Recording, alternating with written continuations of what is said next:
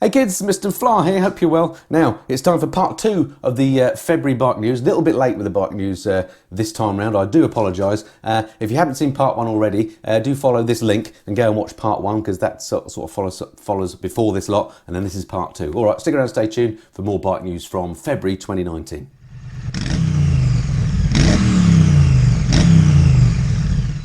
Right, cracking on from where we left off then, thanks for coming back to part 2, and at the end of this part, what I'll do is to go through some parish notices, tell you a bit about what's coming up on the Mr. Fly, some videos that I'm looking forward to getting out to you, so stay tuned for that. Alright then, 3 more papers to whiz through then, in this February news review. I'll try and get through these a little bit quicker, otherwise we'll be forever. Another custom bike I wanted to show you. Enfield Custom comes clean. Here we go, look, this is a company called Old Empire Motorcycles, based up in Norfolk. We've done a custom job on the new Royal Enfield Interceptor, a bike that I rode a couple of months ago. Absolutely loved. I love the new Royal Enfield 650 Twins, and this is what that company have done.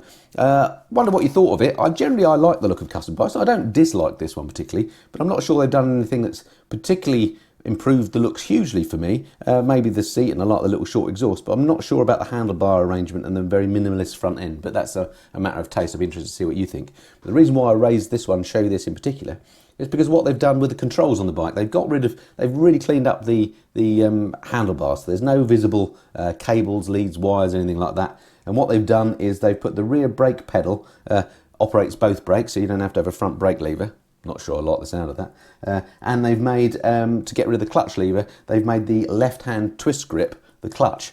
So very clever in that it's made it very clean looking, but can you imagine how scrambled your brain would be to try and ride it? I'm just trying to think to myself, you've got the accelerator, you've got a twist clutch, and you haven't got the brakes where you think they normally are. You're going to have to completely reprogram your brain to ride it. I'm not saying it's unrideable, I'm sure you could do, but this may be an example of where form has gone a little bit too far over function for me. But there we go. What do you think of that? I think it looks quite nice. I don't think the Interceptor is a bad looking bike anyway. I think if you just gave the Interceptor that seat and that paint job, it would be fantastic. So I'm not entirely sure about that. I'm just wondering what how much they're going to charge us out for. It says here it's a clean bike. It doesn't actually say how much it would cost you if you want one of these. I don't know, it might just be a one-off anyway. What do you think of that? So that's from Old Empire Motorcycles. Right, next story I've picked out here. There's loads going on in the bike world. Normally this time of year is a little bit quiet, but lots of stuff coming up. I was struggling to thin out the stories actually this month around. Okay, next thing, fighting the fake online listings. Now this is a story about people running a scam on eBay. If you're looking to buy a motorcycle, just be careful. I'm just raising this again to sort of spread awareness that if you're going to buy a bike on eBay, just be a little bit careful about it, because there's this scam going on where people are putting up bikes on buy it now auctions at really cheap prices to make them appealing, showing lots of pictures of things like the V5 and so on, and saying that they're selling the bike for a friend. And this is where the issue comes, because of course they don't have the bike at all. They get you to transfer the money to them, and then they disappear and you've lost your money. So I just raised it. I mean, there's more to the scam than that, I'm sure. I'm sure it's not that straightforward. Most of us with a brain in our head would work out that that was a scam and wouldn't send somebody money, but it's a bit more involved than that. It seems genuine, but all I'm saying is just be careful if you're going to buy a bike off of eBay that seems too good to be true, and there is some mention of the vendor selling it for a friend, and that's likely to be a scam. And, you know, the usual old adage, if something seems too good to be true, it probably is. Definitely applies here. So just be careful of that one. So just raising that to let you know in case you weren't aware that's happening out there. Okay, yes, now here we go. If you watch part 1 of the bike news review, you'll see that I mentioned the Panigale that had been customed by a custom street shop into this Street Fighter. I said a bit more about it. This letter actually came in, made it to the star letter of Motorcycle News in this week from somebody called Rick Marr, and he basically said that he didn't like it. Let me just have a look. Yeah, he's saying it's not really a Street Fighter, because a Street Fighter is a one-off thing that somebody does in their garage, is his main point. My main point was I don't think that the bike's been improved, but there we go. It appears again, causing a bit of controversy. I guess at least people are talking about the bike, and you know, on the old all publicity is good publicity, then maybe the custom house is benefiting from this. I don't know. I'm not sure Frank Boff would agree with the old all publicity is good publicity thing, but anyway, there we go. Or indeed that PR guy, was it Max Miller, who ended up inside? You know, not Max Miller, Max Clifford, him. Anyway, I digress. So yeah, so the Panigale that's been butchered appears again in the paper. All right, next story here. Go further for less. What's new and has it worked? The new Versys 1000, the Kawasaki Versys. Now, in the previous part, in part one of the bike review, I talked about the S1000SX Tourer, and this bike is sort of it almost competes with that, even though it's another Kawasaki, because it's sort of an upright version of that, if you like. And they've remodeled it for this year. I used to like the old or the previous version of the Versys 1000. Just wonder what you thought to this restyling exercise. They've done something to the headlights here. It looks now, the front, to my mind, looks a bit more like a sort of a Dodgem car, and I personally don't think it works. Again, I haven't ridden this new version of the Versys. I'm sure it rides absolutely beautifully. And it might be one of those things, one of those bikes that when you see it in the flesh, it's actually better. But looking at the pictures, doesn't do much for me. I just wonder what you thought. Again, it's entirely a matter of personal taste. You may love it. I don't. I just want to get a quick sort of survey, unscientific feeling about whether you think this is an improvement or not. It's sort of like a cross between a Dodgem and a pig snout on the front, and it doesn't do it for me, which is a real shame, because I love the Versys. I'm sure it still rides beautifully, but I don't want to be looking at that in my garage. What do you think? Again, just a matter of personal taste. If you've bought one and you love it, I apologise that our tastes don't agree. But there we go. I accept that it is a matter of personal taste. Okay, and then last but not least from this paper, what have we got here? Oh, Alison Silcox has been talking about her Yamaha Tracer and how she's fitted on this MRI Vario Screen. Now, I mentioned this again, I have no connection with MRA whatsoever. They've never sent me a free product, they don't sponsor me in any way, or have said to me to say good things about them. I only mention it because I use MRA Vario Screens on my bikes. I've bought them for my last 3 bikes, I think, and if you've got a bike that suffers from turbulence off the windscreen or buffeting air on your helmet, it's well worth trying one of these things. They make these screens for all sorts of different bikes. If you just Google MRA Vario Screen, you'll see my review probably on when I had one fitted to both my Triumph Tiger 1050 and now my GS. They just work a treat to smooth out turbulence. The trick with them is not to try and put the spoiler so it's a flap that throws the air over your head, but to actually put it parallel at the top of the screen, and it aids something called laminar flow that keeps the airflow smoother. They work a real treat. They're not particularly expensive. If you struggle with turbulence off your bike screen, I thoroughly recommend MRA Vario Screens. And I'm not saying that because they've asked me to say that. I've never had contact with them. I just think they're great. And Alison Silcox has said the same thing. She's fitted one to the Tracer 900 GT she's been riding and says it's a brilliant bit of kit. And I completely agree with you, Alison. So there we go. That was the stories from that paper. 2 more to go. Grab yourself a brew because it's going to go on for a little bit. Talking of which, let's just have a slurp. Right. Next paper then. What have we got here? Another 5 stories to go through here. If I can get to the first one. And again, it was a while ago when I read this, so it's a bit of a surprise to me, as it is to you, as to what I've picked out here. Ah, yes, here we go. Speed Triple Transformed, another custom bike. I do like customs, but I seem to be slagging them off in this review. New customs from TT Performance, revitalised Triumph Naked Triples for 10 grand. So here we go. This is a Speed Triple 1050. You give them that, and they then convert it into this bike. Now, it's got fancy wheels, I think. It's got, there's going to be 50 of these made, so pretty exclusive. Fancy new tank, new styling, new light, of course, new handlebars, lots of blingy bits. There's no doubt it's a quality look, and I like the exhaust. It's a quality build. I mean, it looks great quality, but is it an improvement on the Speed Triple as it stands? They want, basically, I think it's 10 grand to do this for you. Yeah, bill starting, MCN say, bill starting from as little as 9,999. So it starts from 10 grand, and you've got to give them the bike in the first place, which is probably another 15. So what do you think of that one? Is that worthy? Are you going to take your Speed Triple and get them to do that to it? Or maybe save the 10 grand and buy something else with it? Don't know. I don't think that's particularly improved the Speed Triple. I'm not saying it's an unattractive bike. It's very nice.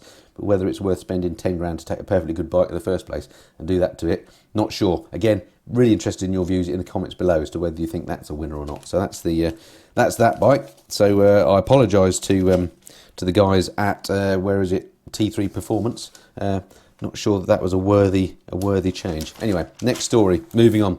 Oh yeah, MCN London show. I only mentioned this because it's got a little review article here of how the London show went. Most thrilling show ever, it says here. And I mentioned this because I did go along to the show and I did meet lots of you there. So I just want to say thank you so much for everybody that came to say hello to me. I was on the Custom Fit Guard stand. They're the people that actually sponsor Bike News. So thank you to those guys for being my sponsor. And as part of that, I went along to their stand to meet a number of you. And you know, the stand actually was a little bit tucked out of the way, not in a great area. But my goodness me, a lot of people found madness. At one point I had a queue snaking around the corner about 3 deep, so I apologise to those of you that I didn't get to speak to. I tried to get through as many as I could, but at the same time I wanted to try and give you value for money, as it were, and I wanted to have a chat with you each. So apologies if you want to speak to me and you didn't get a chance to. I will no doubt be at other shows coming forward, and as they happen I'll let you know. I'm not at the Scottish one that I'm aware of, but certainly again I expect I'll be at the NEC one in November, and I'll tell you more about that nearer the time. But thank you so much for coming to say hello. It's fantastic to meet you. It's bizarre, isn't it? It's really strange for me. You know, my day-to-day life, no one knows who the heck I am as I walk about the shops, but as soon as I go to a bike show I get kind of mobbed, which is a lovely thing, kind of to be expected, I guess, once you put yourself out there as a motorcycle vlogger. But really great, had a thoroughly good time. Hope you did too. And it was a great show. I think the London show, as I've said before, I actually prefer it over the NEC show. It's just a bit easy to get around. All the same bikes are pretty much there. I think the setup that they have for parking your bike up there is better. It just works better for me. But anyway, great show that was, and thanks for coming to say hello. Right, next story. Zero FX gets a reboot. I'm going to talk a bit about Zero, the electric bike manufacturer, a bit more later on in the review. But this one here, this is a company called, I'm just trying to think, what is this company called? Huge Moto, that's what they're called. It's a company called Huge Moto have basically built a body kit that you can add to a Zero FX to make it into this more sort of, well, MCN describe it as a Tron-like supermoto, but it converts it into something that is sort of a cross between a Husqvarna Vitpillen and a supermoto bike. It looks really cool, I think. And these kits start from, I think it's £4,000, or they haven't announced the prices. They're expecting them to be £4,000 based on previous kits they've made for other bikes. But it doesn't require any cutting to the bike, so you can put the bike back to stock. If you bought the bike, which I think is about 10 grand in the first place, and you then spend the extra 4, you can convert it into something that I think looks much better. Again, makes it very expensive, but if you're going to buy an expensive bike and you want the absolute best looking electric bike, that's possibly one way of going about it. But we'll be talking a bit more about Zero bikes, as I say, in a minute, because there's more news on that front. But I think that body kit looks absolutely great, and considering you can then get the bike back to standard, great move. I applaud them for doing that. That's a really good thing to do, I think. Okay, MCN's 250 test in this issue. Serious about scrambling. They've pitted the Triumph Street Scrambler against the Ducati Desert Sled. Now, the Street Scrambler I have ridden, this isn't the new 1200 Scrambler. This is the 900cc Scrambler, sort of street twin-ish based Scrambler. A lovely bike, really enjoyed it. Rides lovely, looks great, I think, sounds great. Up against the Ducati Desert Sled. I've never been a massive fan of the Ducati Scramblers. I've only ever ridden one, which was when they first came out, so I accept they've moved on. That was probably 4 or 5 years ago. I accept they've moved on a lot since then. They've developed a whole product range out of it, and the Desert Sled has had great reviews. I haven't ridden that. I have asked Ducati if I can. I'm still working on that one. I'd love to have a go on it. Haven't ridden it yet. So I'm coming from the point of view of having ridden the Triumph, loved it, haven't ridden the Scrambler, did ride the previous Scramblers, didn't like them so much. So you can sort of guess, I guess, where I'm going with this. Let's have a look at what MCN said. They've given them both 4 out of 5 stars. The Triumph Street Scrambler is 9,300. The Desert Sled 10,100. So £800 more expensive for the Ducati. And in the conclusion, MCN has said basically that they think the Triumph is the slightly better bike in that it's a bit more practical as an all-rounder. They're saying the Desert Sled is hardcore and aggressive, but the Triumph is just improved all-round and is a bit more of a relaxed ride, a bit better as an all-rounder, which would sort of square with what I'm anticipating my conclusions to be without having ridden the Desert Sled, if that makes sense. But there we go. I love the Scrambler style of bikes. I love retro bikes generally. The Scrambler genre is my favourite of that type. But there we are. But yeah, so they prefer the Triumph. That's interesting. Must try and ride that Ducati at some point and see if I can concur. I suspect I probably will, but we'll see. One for the summer.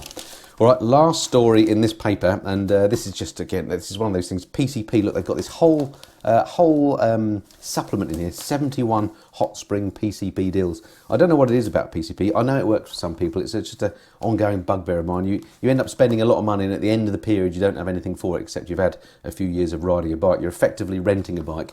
I'm old school when it comes to these things. I think if you're going to buy something, you need to be able to save up and afford it in the first place. If you absolutely can't because it's a stupid amount of money, but it's something you're desperate for, which I appreciate is the case for things like cars and houses and maybe some exotic bikes, then just a normal bank loan, and then at the end of it, at least you get to own something. That's what I don't like about PCP, the fact that you know, you hand it back, and unless you take on another PCP deal where you're effectively hiring a bike and paying interest off, you don't have anything to show for your money. For me, part of bike ownership is ownership. The fact that it's yours, you can do with it what you like, you can ride as many miles on it as you like, and it has some value at the end of it. And I just love the whole ownership experience. That's just me.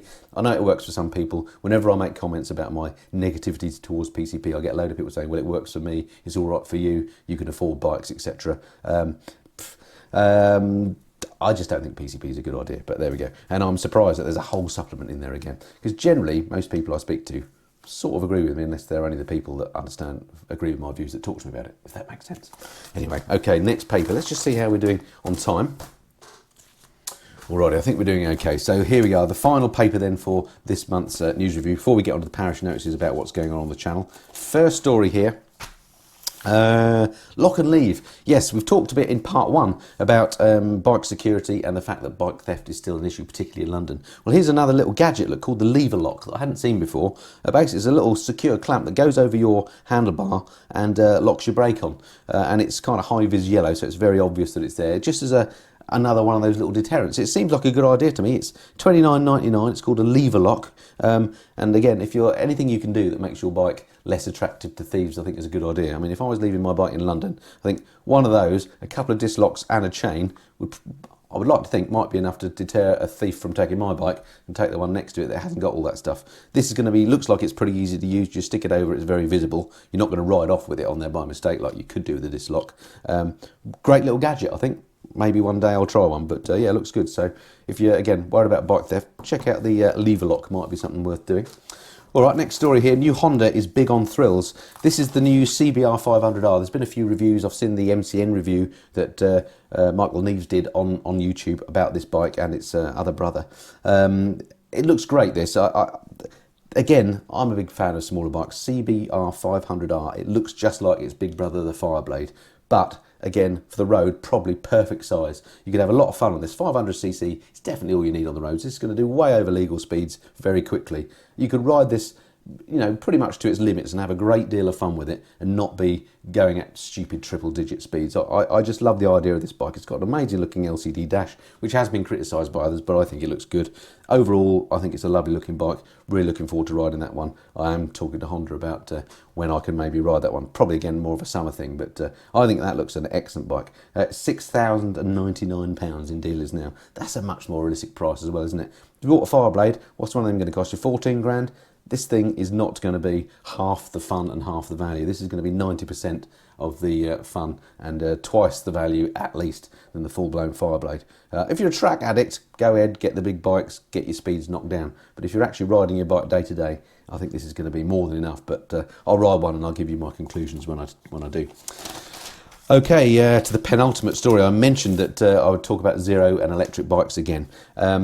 This has come out, you must have seen this, the new Zero SRF. It was launched in Amsterdam, I think last week or the week before. This was one of the very rare bike launches, actually. I did get an invite to it. Unfortunately, I was away on a skiing trip at the time. Tough old life, I know. And I couldn't manage to go, which is a shame because I love electric bikes. I know there's lots of die-in-the-wall bikers that think they're a rubbish idea and they love, you know, internal combustion engines are the only way. I love internal combustion engines too. I get the noise thing, I get the vibration, everything else, but I also get what electric bikes offer: the instant torque, the amazing speed, just the sensation they give you gliding along effortlessly is an amazing thing. I thoroughly recommend you give one a try if you haven't had a chance to do so.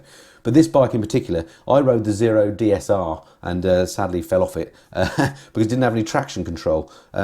Zero have come out with this new bike that, number one, looks amazing. It looks like a proper motorcycle, really nice looking, but it also now has traction control. So thank you Zero, for adding traction control, which I don't think is a hard thing to do on an electric bike, but it's brilliant news that they've done that. But it looks beautiful. The pricing of it is prices from $17,990, which still is quite expensive, or very expensive, let's be honest. But the prices are starting to come down. And the other big news with it is its range. It's got up to 200-mile range potential, depending on what battery you get. And charge-wise, it'll go, again, depending on the charger, the fast charger, etc. you get.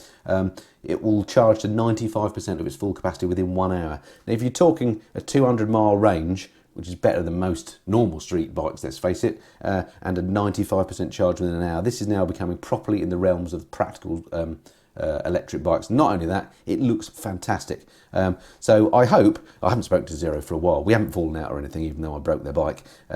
I really hope that when these things become available to test, I can get myself a go on one of these. Again, in the summer probably, but it looks beautiful. This is a bike that's starting to really tempt me to go down that electric route. Sadly, I don't have a spare 18 grand, but once they hit sort of 10 grand in 5 years' time, I'm going to be bashing the door down to get one of these. These things, don't forget, not only are they very cheap to run, maintenance charges very little because they don't have an engine to service. You don't have to do oil changes and stuff.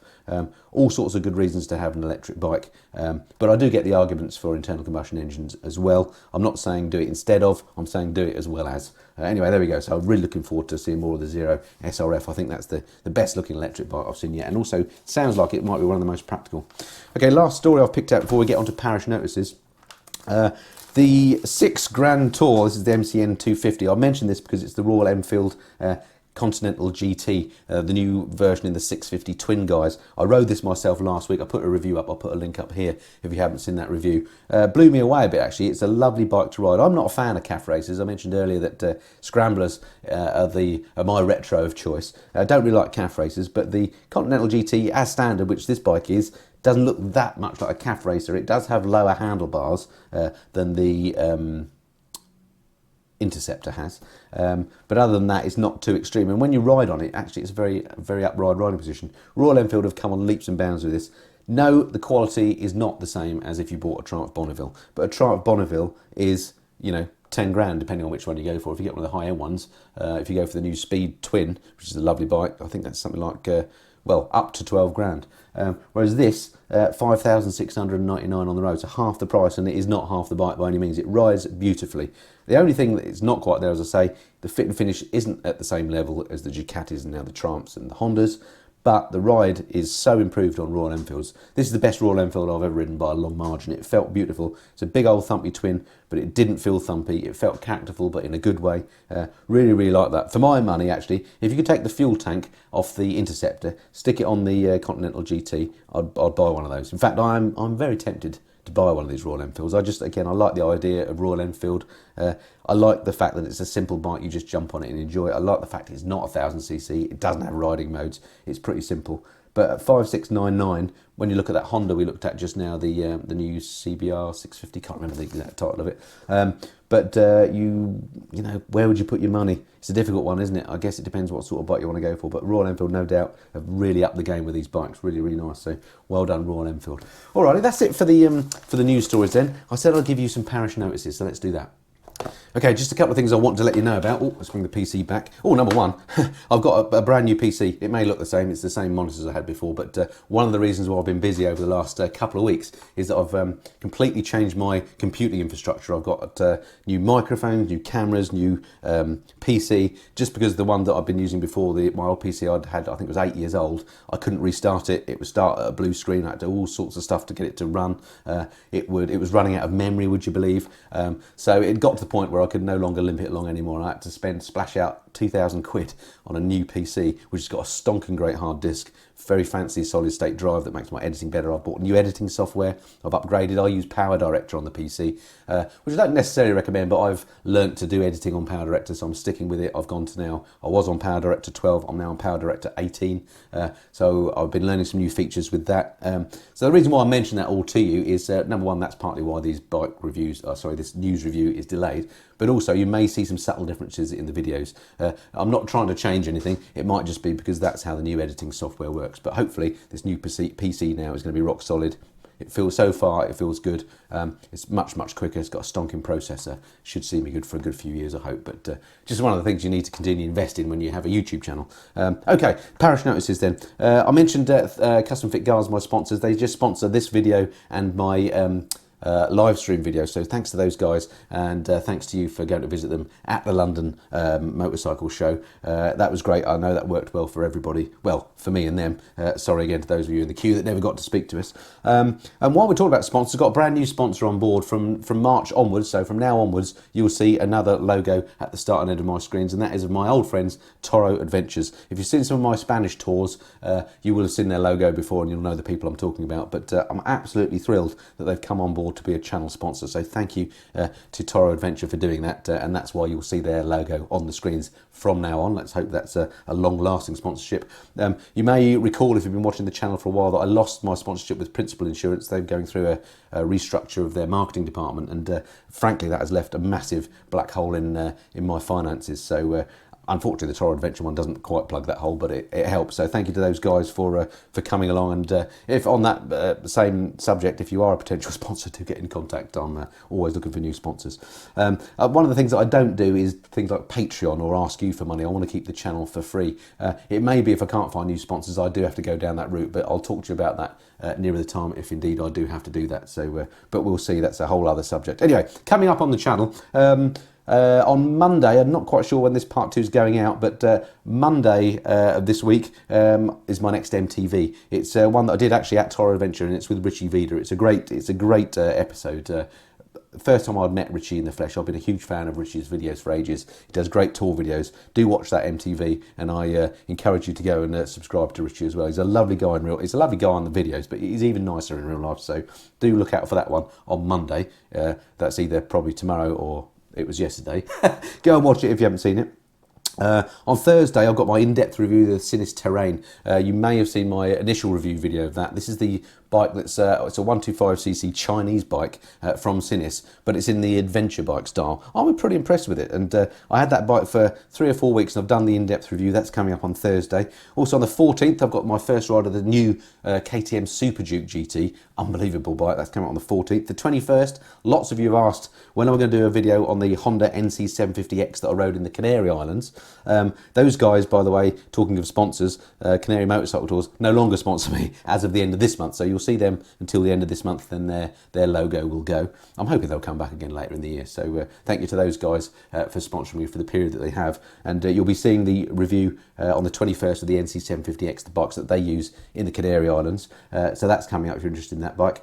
Got some special bits and bobs as well. I've got one video in particular I'm not going to tell you too much about, but is not really motorcycle to do with motorcycling, more to do with YouTubing, but I think you'll find it of interest. A fascinating story about how YouTube's processes work, so look out for that one soon. And do make a note, my next live stream is going to be Monday after next, so not tomorrow, but the 11th. So 8 PM UK time is my next live stream. It'd be fantastic if you can join me at the time. On the last few live streams, I've had about 900, I think I've peaked at 950 concurrent users. I desperately want to see if I can beat the 1,000, so it'd be brilliant to get 1,000 of you watching at the time, if we could do that. So that's Monday after next, 8 PM UK. That's the 11th of March for my next live stream. It would be brilliant to see you then.